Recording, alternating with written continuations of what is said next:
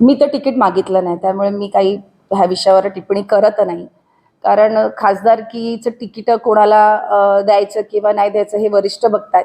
So त्यांच्यापर्यंत त्यांनी हे नक्कीच आहे की महिलांना डावललं जातं, महिलांचा विचार केला नाही जात, हे नक्कीच आहे. पण ह्याचा हे तुम्ही बोलताय म्हणून मला बोलायला चान्स मिळतोय, कारण आपण वाट बघतो की वरिष्ठ आपले कधी आपल्याला बोलवतील. आपल्याला सांगितलं जातं की थांबा, तुमची वेळ येणार, तुम्हाला बोलवलं जाईल.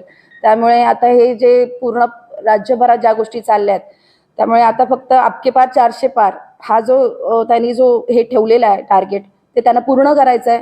सो लवकरच जे काय असेल, मला वाटतं खासदारकी नाही पण विधानसभा नक्कीच.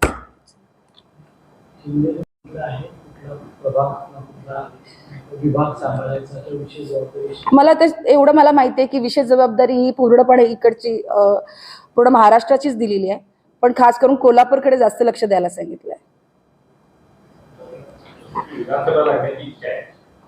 मी तर लढणारच ना, का नाही? अशी माणसं नको तुम्हाला?